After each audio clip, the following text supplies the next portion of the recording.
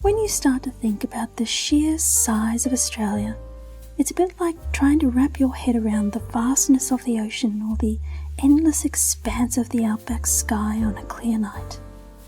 Australia is enormous, and it's often not until you try to traverse this wide brown land of ours that you truly appreciate its scale. Let's put it into perspective. Australia is the world's 6th largest country, covering a whopping 7.6 million square kilometres. That's about 2.9 million square miles for those who think in those terms. To give our friends overseas a bit of context, consider this. You could fit 27 European countries within the borders of Australia, with room to spare. Imagine that. All those cultures, languages and landscapes snugly fitting within the boundaries of our single nation. And then there's the comparison with the United States. Australia is only slightly smaller in land area than the US. But here's the kicker. While the US has a population of roughly 340 million, Australia has just about 27 million people. That's a lot of space per person, which explains our sprawling deserts and wide open spaces. Travelling across Australia is an adventure in itself.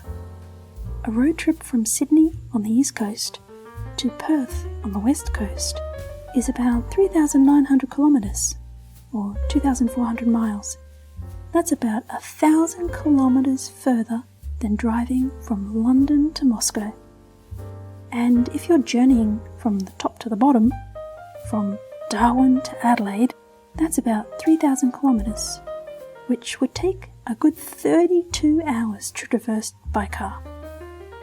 But here's the thing about Australia's size. It's not just about the distances. It's about the diversity within that space. You've got tropical rainforests in Queensland, vast deserts in the outback, snowy mountains in New South Wales and Victoria, and everything in between. The variety of landscapes and ecosystems across Australia is as staggering as its size.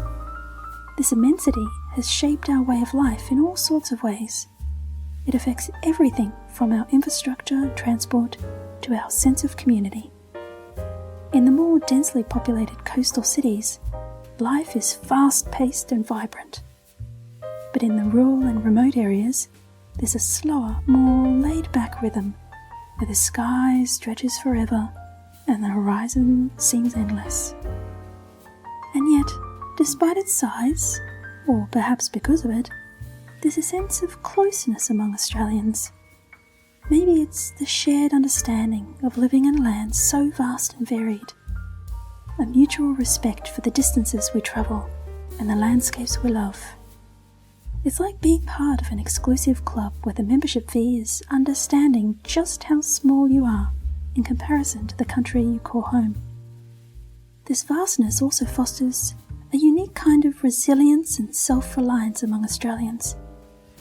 In the remote and rural areas, where your nearest neighbour might be hundreds of kilometres away, people learn to be resourceful, to solve problems on their own, and to look out for each other in ways that city dwellers might never experience.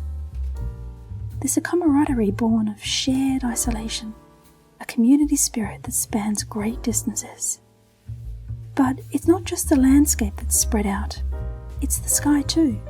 The sky seems bigger, the stars brighter, and the sunsets more vivid. There's a sense of openness not just on the land, but above it as well, a reminder of the natural beauty and the wonder that surrounds us. This grand scale also lends itself to a certain kind of humility.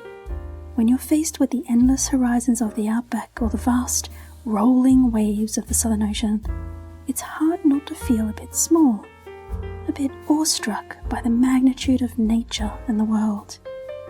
And yet, there's a comfort in this vastness. It's in the quiet, the space, and the freedom.